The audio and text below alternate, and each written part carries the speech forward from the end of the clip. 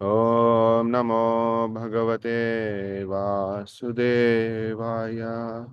Om Namo Bhagavate Vasudevaya. Narayanam Namaskrityam Naram Chaiva Narottamam Devim Saraswatim Vyasam Tato Jayam Udirayet Nashtaprayeshu Bhadreshu Nityam Bhagavati Sevaya Bhagavate Ruttama Bhaktirbhavati Naishtiki Saranvata Swakatha Krishna Punyashravana Kirtanaha Hridayantastoya Bhadrani Vidhanoti Suhrutsatam.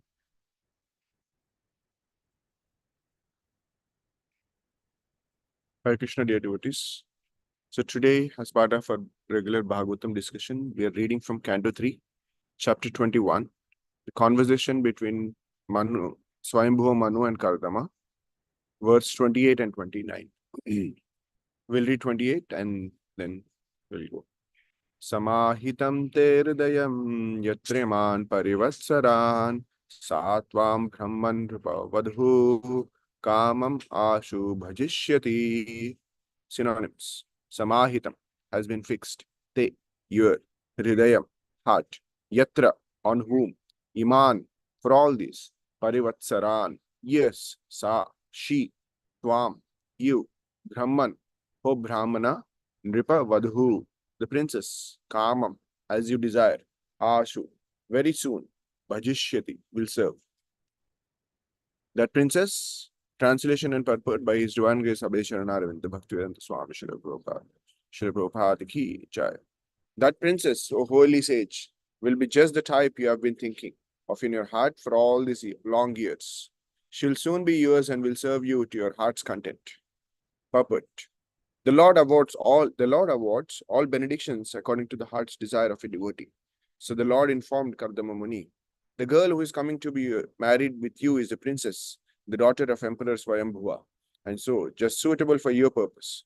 Only by God's grace can one get a nice wife just as he desires. Similarly, it is only by God's grace that a girl gets a good husband suitable to her heart. Thus it is said that if we pray to the Supreme Lord in every transaction of our material existence, everything will be done very nicely and just suitable to our heart's desire. In other words, in all circumstances, we must take shelter of the Supreme Personality of Godhead and depend completely on His decision. Man proposes, God disposes. The fulfillment of desires, therefore, should be entrusted to the Supreme Personality of Godhead. That is the nicest solution. Kardama Muni desired only a wife, but because he was a devotee of the Lord selected a wife for him, who was the emperor's daughter, a princess. Thus, Kardama Muni got a wife beyond his expectation. If we depend on the choice of the Supreme Personality of Godhead, we will receive benedictions in greater opulence than we desire.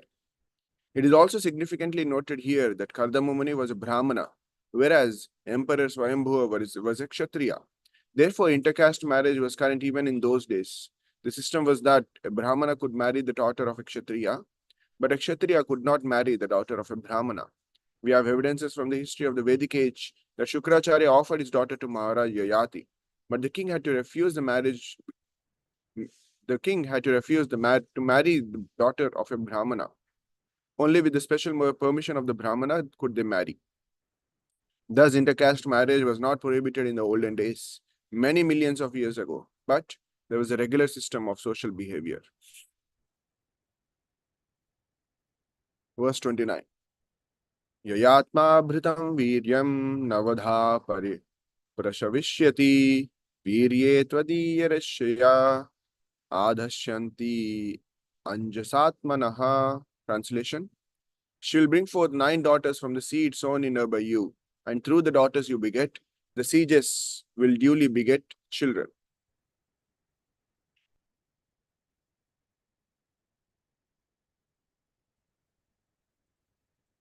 Hare Krishna. So we'll offer some prayers and then have some discussion around the verse 28 and 29. Om Jnanatimirandhasya Jnananjana Shalakaya Chakshuranmilitam Yena Tasmai Shri Gurave Namaha. Shri Chaitanya Manobhishtam Stapitam Yena Bhutale Swayam Rupa Kadamayam Dadhati Swapadantikam Vancha Kalpatarubhyascha Kripa Sindhubhya Evacha Patitanam Pavanebhyo Vaishnavebhyo Namo Namaha. Jai Shri Krishna Om Vishnu Padaya Krishna Prishtaya Bhutale Srimate Bhakti Vedanta Swamin Nidinamine Namaste Saraswati Deve Gauravani Pracharine Nirvishesha Shunyavadi Paschatya Deshatarine Jai Shri Krishna Chaitanya Prabhu Nityananda Shri Advaita Gadadhara Shivasadi Gaura Bhakta Vrinda Hare Krishna Krishna Krishna Hare Hare Hare Rama Rama Rama Hare Hare.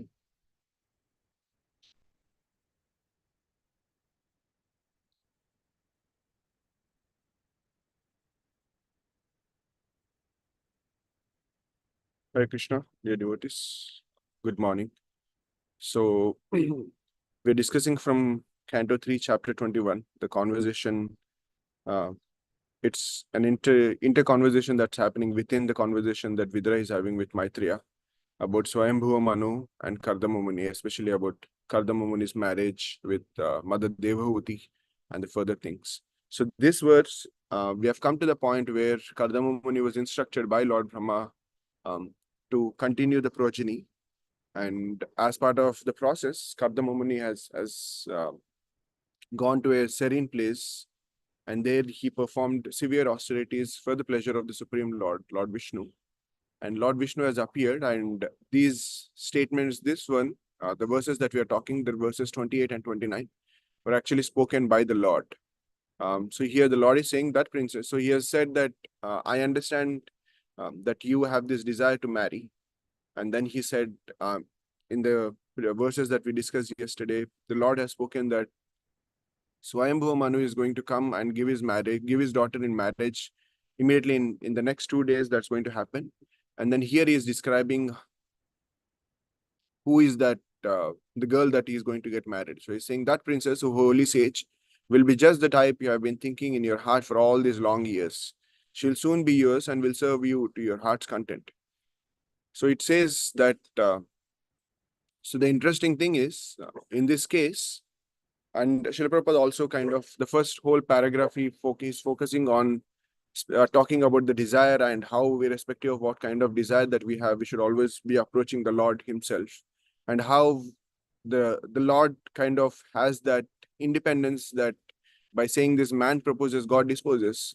The Lord has that independence. It's not that just because we have a heart's desire and we are approaching the Lord, that desire will definitely get fulfilled. So by this sentence, the man proposes and God disposes, Srila Prabhupada is also indicating that the Lord has that independence where he can just disregard what kind of, in case if that is not something that is actually needed for us as part of our growth. So what I wanted to discuss today was predominantly around the concept of desire and how the Krishna consciousness kind of shapes the outcome of the desire. So I was basically taking 4 personalities for this. But before we kind of go to that discussion, I was initially looking towards what is actually desire. We kind of hear what does the dictionary talks about desire. The desire, it's basically defined as a strong feeling of wanting to have something or wishing for something to happen. So it's either a feeling that you want something to happen, or you see something and then you wish.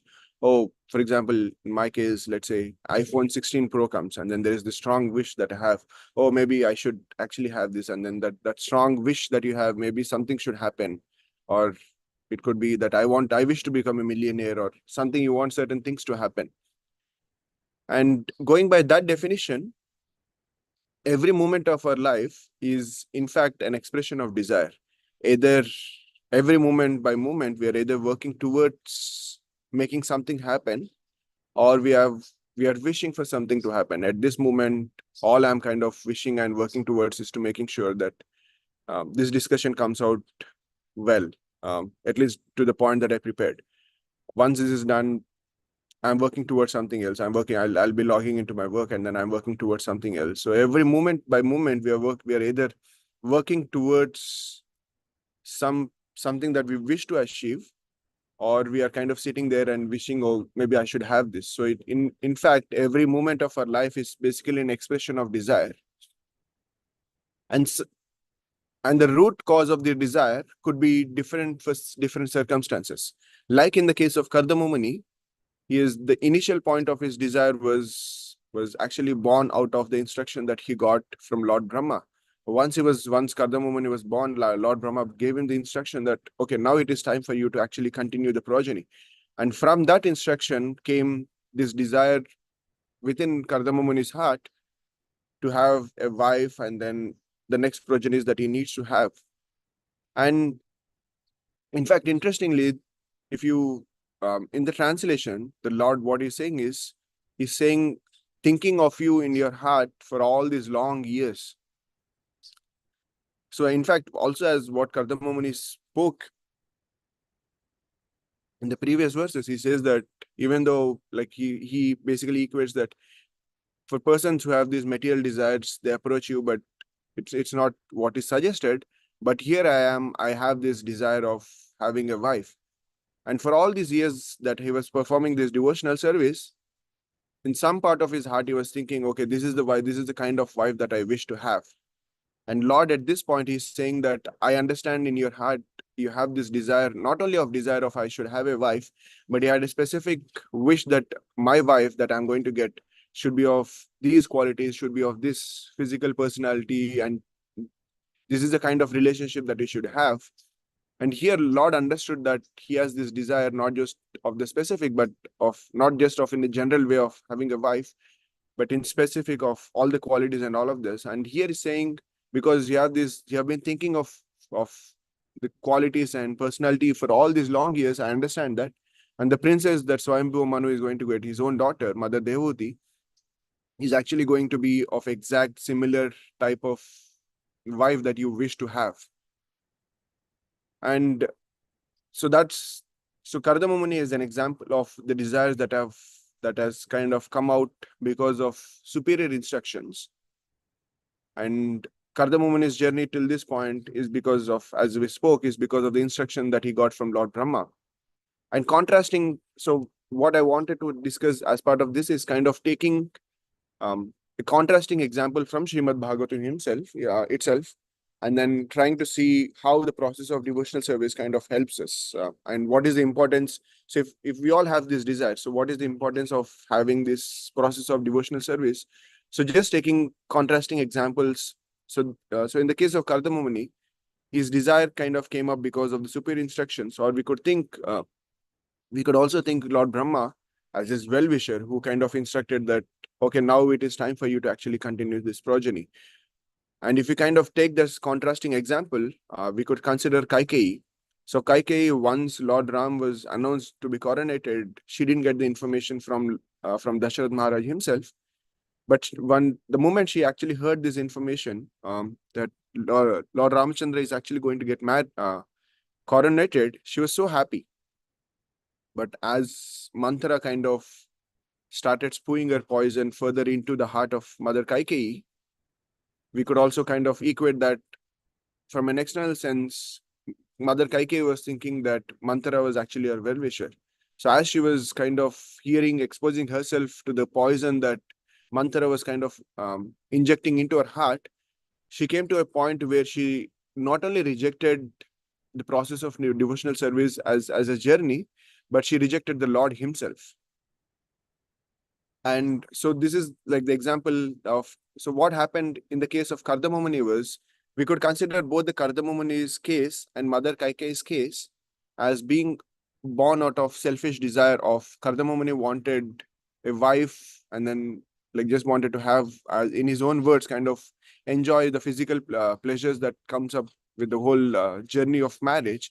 And in the case of Mother Kaikeyi, she was also being of selfish, where she felt that, oh, if Lord Ramachandra becomes the king, then Kaushalya will become the mother of the king, and then that might, whatever privileges that I have right now as being the favorite wife of the emperor, I'll kind of lose them. So I don't want to lose all of these things. So the step that she has taken because of the poison that kind of was injected by Manthara was from that selfish standpoint.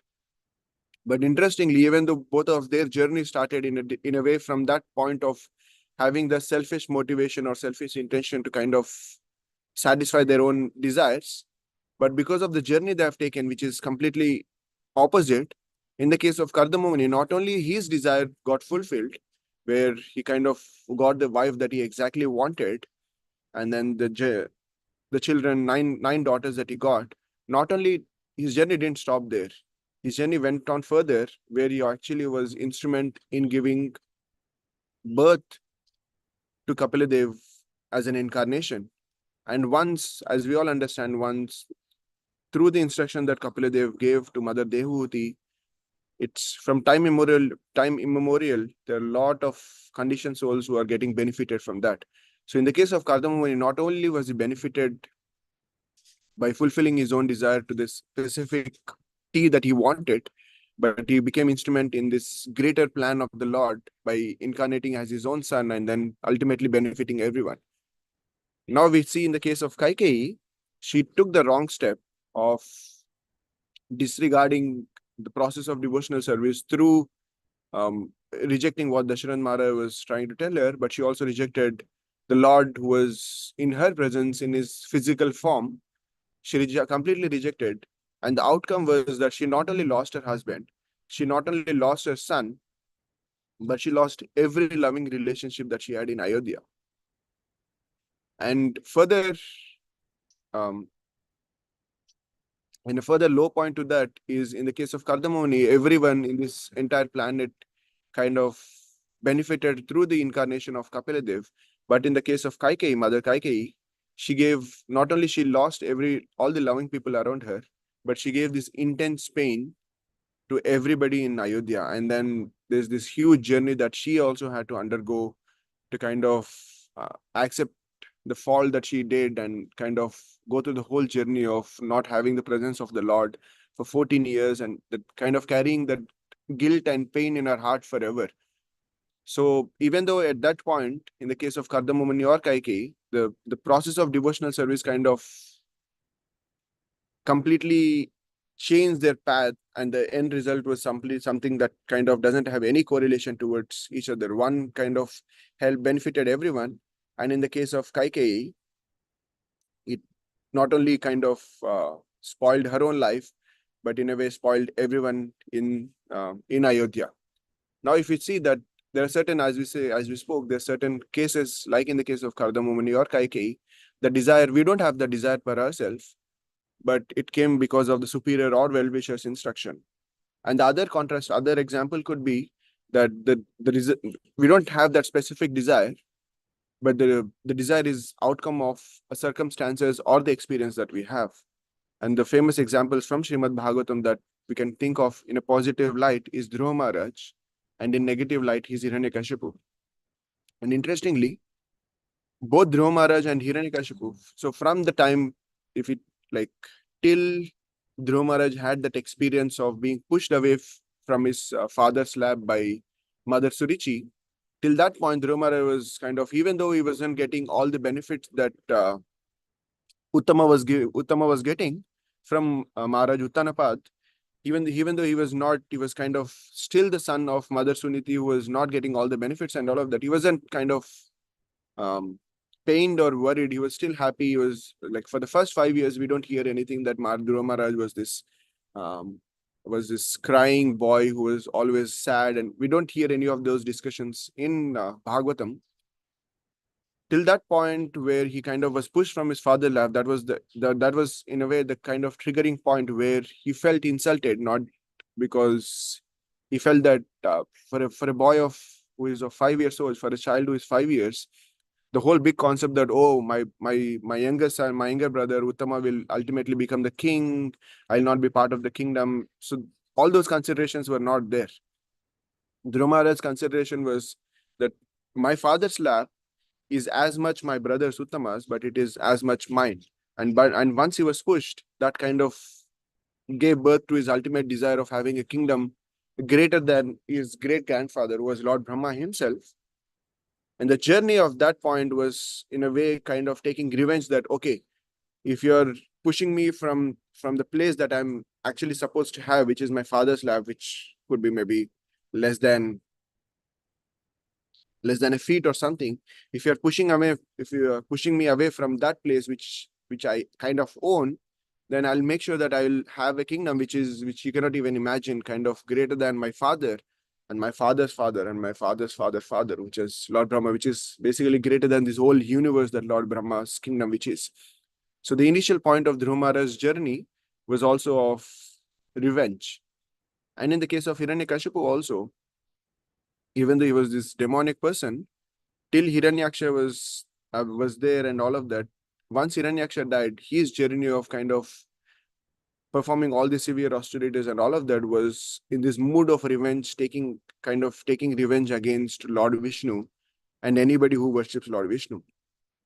And interestingly, once Dhruva Maharaj performed this process of devotional service for the 6 months that he did, and once he had the darshan of Lord, he not only kind of rejected the desire that kind of was the outcome of the revenge, but even though he kind of was, that desire got fulfilled, but once he returned back to the kingdom, he wasn't saying that, oh, you are the reason that I kind of went through the whole trouble of going through the 6 months or like going out of the kingdom and all of that. But in fact, he was grateful to his mother, and he was so loving to his brother that once his brother was killed by Yakshas, he actually went on war against the Yakshas, and then his grandfather had to come, his grandfather and Swayambhuva Manu and Lord Brahma had to come and saying that, no, you cannot kill the whole race of Yakshas just because of one person who did wrong.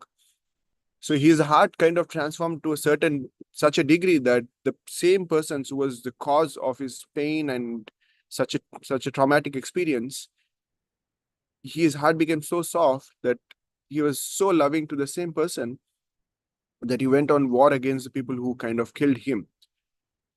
And Hiranyakashipu, because of the direction that he took after that point of the point of deflection from in his journey of that revenge, he took such a wrong step that his heart became such hard personality, and he went to such low levels where he was ready to not only push, like in the case of Dhruva Maharaj, it's not that Maharaj Uttanapad was pushing Dhruva Maharaj.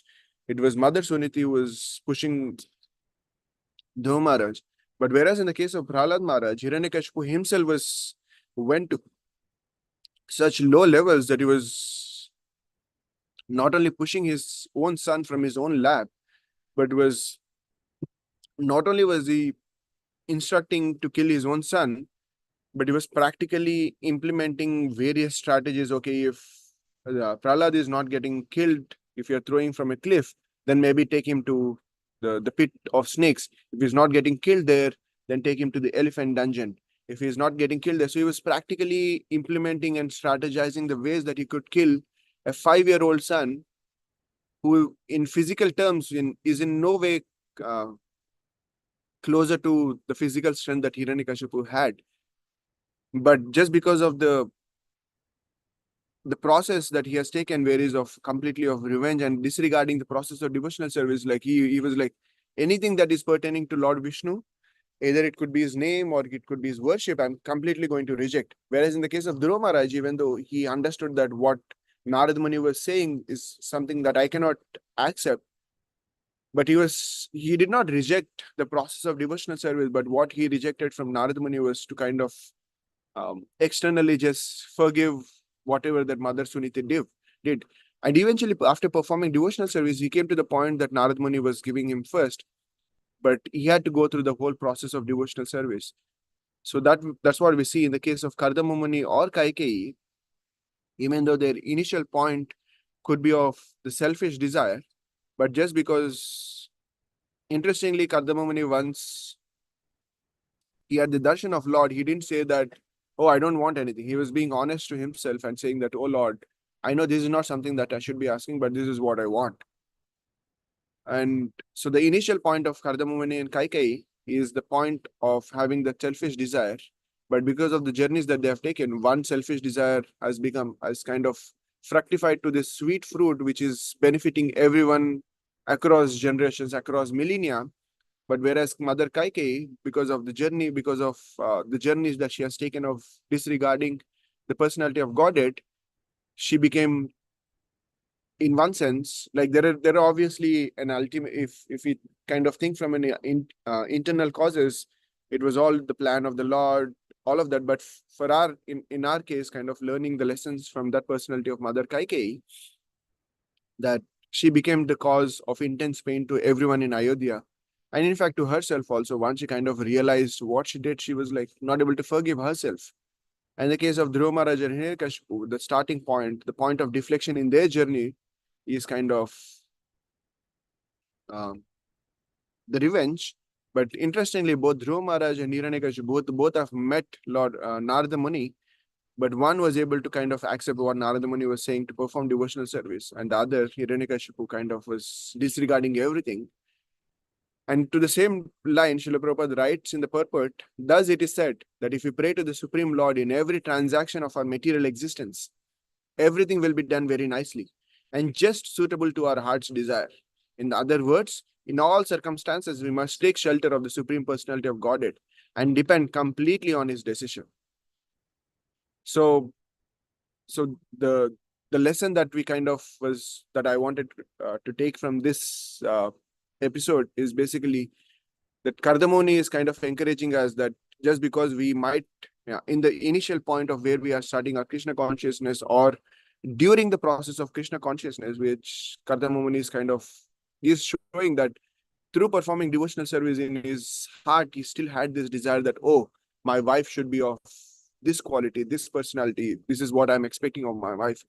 Through the process of devotional service, in case if you are having these material desires, rather than beating ourselves up and kind of seeing this, it's better to be kind of be honest, going in front of Radha Shamsundar. I recently had this experience where I'm currently in Houston. I just went in front of Radha Neela Madhava and I was paying obeisances, and I was thinking I should pray for something or I should do something, but then there was nothing that was coming out. It was like just a blank slate. And then, because I was trying to prepare for this class, so Kardamuni's example was kind of inspiring. And then I just stood up and I was praying to Radha, like there was nothing that I could think. And I was saying, I was just feeling that, oh, Shri Radha Neela Madhava, I'm standing here, but I don't have anything to pray. And just saying that internally to Shri Radha Neela Madhava made me kind of, oh, I'm still able to relate to the deities. So sometimes we might be at a place where we are kind of not sure what we are doing, or we are kind of feeling dejected of this, maybe for lack of better term, cringy desires that we might have in our heart. But Kardamamani is giving us hope that maybe you have that, but stick on to the process of devotional service. I think once it was Katamrita Mataji, I believe, was giving Bhagavatam class, and she said that we can only perform devotion, we can only go through a journey if we are alive. So even in the case of devotional service, we can only perform devotional service if we are alive in devotional service. So just because we have these fallen personalities or anything that we consider ourselves, maybe it is true, but let's not let's not kill ourselves in the process of devotional service, thinking that, oh, I've been chanting for last 20-25 years, it's not helping me. Or I've been doing deity worship for last 20 years, but I still can't relate to the deities. Maybe we are in the journey, but let's stick on to that, like how Kardamamuni kind of stuck to the process of devotional service. And ultimately, the Lord will not only purify the desire, but purify our own existence. And ultimately, maybe we will also be blessed, like Kardamamuni, to be part of the bigger plan of Lord, where the Kardamamuni became the instrument in Kapila Dev's incarnation. Maybe by just sticking on to the process of devotional service, we'll also be instrument in a bigger in instrument of expanding the Srila Prabhupada's movement, expanding the Lord Chaitanya's movement, maybe in a tiny degree to whatever degree, the degree that we can do. And as Radhika Raman Prabhu says, that through the process of devotional service, as we kind of have these experiences of have this desire, I go to the Lord, Lord say that Lord reciprocates either by accepting or rejecting. Ultimately, by the end of our own life, we will have our own Srimad Bhagavatam of having experiences that, oh, there was once upon a time where I was going through the car and then there was so much of chaos on the road, and I thought I'm going to be part of an accident ultimately, and suddenly something kind of magical happened and then I was saved. So that could be our own version of Srimad Bhagavatam to kind of fall back and think that, oh, I'm not being disregarded by the Lord. I'm still part of the Lord's plan. I'm still the Lord's pastimes that are happening is still kind of, I am still, even though with my own condition surroundings and then conditioned heart and attached heart to all these conditioned desires that I have, I'm still part of the bigger plan of the Lord. I'm still part of the Lord's pastimes. And that's like just having that conviction is kind of so soothing that I'm not disregarded from the Lord's plan. I don't have to go to a certain level of nishta or ruchi to kind of be in the inner circles of the Lord. Wherever I am currently, I'm still part of the inner circle of the Lord because I am still part of the Lord's bigger plan. And so with that, kind of ultimately we'll come to the point of Jaya Vijaya, where Srila Prabhupada actually writes in Canto 4, he says that one who is ready to sacrifice anything to satisfy the Supreme Personality of Godhead can be said to have spiritual desire. So at this point, this is just a statement that we might not be able to relate, or we might be able to relate. But ultimately, through the process of devotional service, whatever could be our point, like in the case of Kardama Muni, once he performed the devotional service, once he got their mother Devavati as his wife, and once 9 daughters were born, he knew that Kapila Deva is going to incarnate as his own son. But he understood that he is not needed at that point. And once Kapila Deva was born, he kind of just went in his own way. So he was able to sacrifice. So as Srila Prabhupada is saying that a person who is said to be a spiritual desire, who is ready to sacrifice anything to satisfy the Supreme Personality of Godhead. And Kardama Muni in his heart understood that I don't need to be here to satisfy the Supreme Personality of Godhead. Lord has his own plan to kind of interact with Mother Devavati in a certain way. And for that, me being here will not help in the plan of the Lord. And for that, he was able to sacrifice the whole paternal affection, raising up Kapila Dev as his own son. He kind of just left.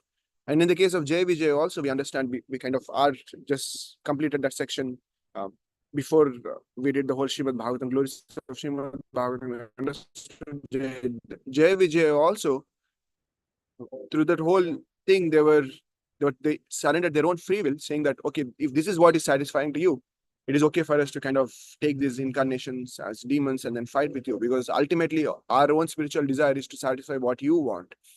And through the process of Krishna consciousness, through the process of performing this devotional service, whatever it could be chanting, hearing, doing the deity worship,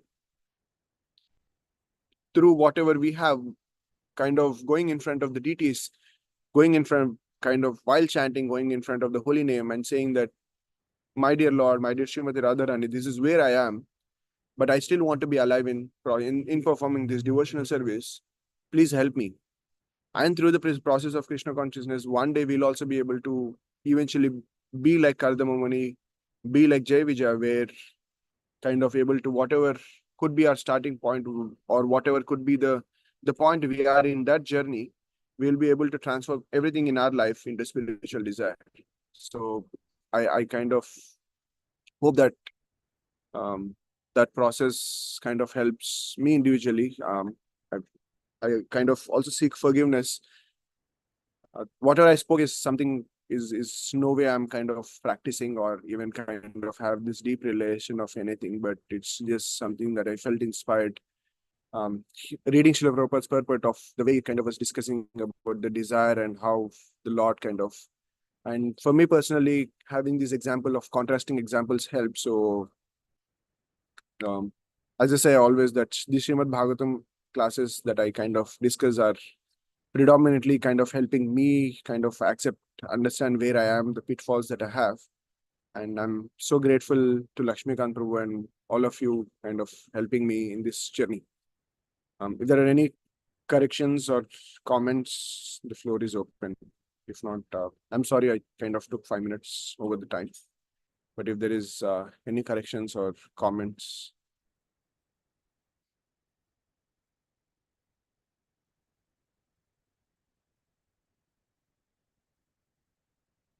not then I think we can end. Thank you so much, everyone. Vancha kalpatarubhyascha kripa sindhubhya eva cha patitanam pavanebhyo vaishnavebhyo namo.